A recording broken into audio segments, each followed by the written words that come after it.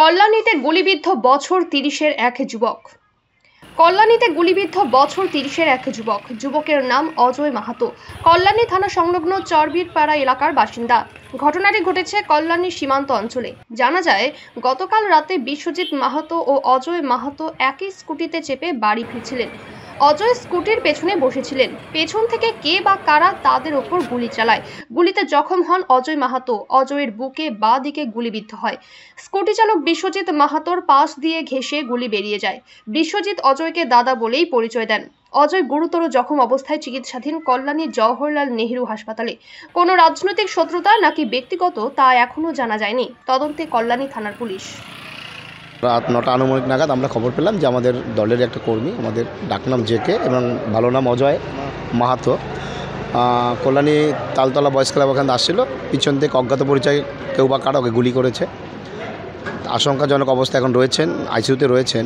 আমরা দলীয়ভাবে আমাদের নেতৃত্ব সবাই এখানে আছেন, তাকে সেভাবে আমরা নিয়ে এসেছি এবং যিনি চালিয়েছেন ওর গায়ের লেগে, ওর যে ছেলেটা চালিয়েছে ওর গায়েও লেগেছে।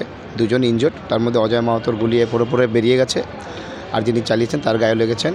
সেই জন্য আজকে এখানে সব কর্মীরা আমাদের সবাই এসছেন। যে ব্যাপারটা মানে একটা আতঙ্কের পরিবেশ, বুঝতেই পাচ্ছেন, সামনে নির্বাচনের রেজাল্ট, এই জন্যই সবাই এখানে উপস্থিত হয়েছে। কারণ ছেলেকে হঠাৎ গুলি করা হলো কেন, কী কারণে, সেটাই তো একটা ব্যাপার, বুঝতে পারছেন তো। ট্রিটমেন্টটা কত দূর এখন চলছে? ট্রিটমেন্ট যেটা হয়েছে এখন আইসিইউতে রয়েছেন, ডাক্তার ওটি হয়েছে। ডাক্তারবাবু বললেন যে আমরা আশা করি ওকে সেভাবে ব্লাড নেওয়া হলো, ব্লাড দিয়ে এখন আপাতত সুস্থ করার ব্যবস্থা চলছে। দেখা যাক, উপরে ভগবানের কাছে আমরা করি, প্রার্থনা করি যাতে তাদের দ্রুত হোক, যাতে কোনো রকম ওর জীবনহানি না ঘটে। আমরা সেটাই ঠাকুরের কাছে কামনা করছি। লোকসভা 2024 ভোট এখনও সম্পূর্ণ হয়নি, তারই মাঝে কল্যাণীর মধ্যে একটা দুর্ঘটনা ঘটে গেল। তো এই বিষয়ে কী বলবেন? কল্যাণীর মানুষ কি ভীত সাব্যস্ত হয়ে গেছে? দেখুন, ব্যাপারটা এই ধরনের ঘটনা তো কল্যাণীর বুকে এখনও ঘটেনি, ঘটেছে, এটা বাস্তব। কল্যাণী শহরের মধ্যে যেটা আমরা বলি আমাদের পঞ্চায়েতের ছেলেরা বাস্তব, কিন্তু হয়েছে আমার 5 নং ওয়ার্ডের মধ্যে।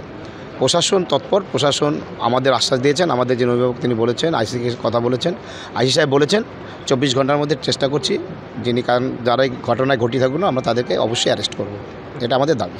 ঘটনাটা আজকে আনুমানিক 9টা নাগাদ আমাদের চরজাজিরা গ্রামের একটা আমাদের সহকর্মী জেকে বলে যাকে চেনে সবাই, ও গুলিবিদ্ধ হয়েছে তা সীমান্ত ওখানটায়। এখন আমরা ওখানে হসপিটাল ট্রিটমেন্টের সব ব্যবস্থা করেছি, ট্রিটমেন্ট চলছে। আচ্ছা, আক্রান্ত যারা হয়েছে তার নাম ঠিকানা জানেন আপনারা? ওর ডাকনাম জেকে, অজয় মাহাতো। ডাকনাম জেকে, চরজাজিরা বাড়ি। আচ্ছা, তাকে কে আহত করেছেন? কোনো সন্দেহভাজন কাউকে আপনারা চিহ্নিত করতে পেরেছেন?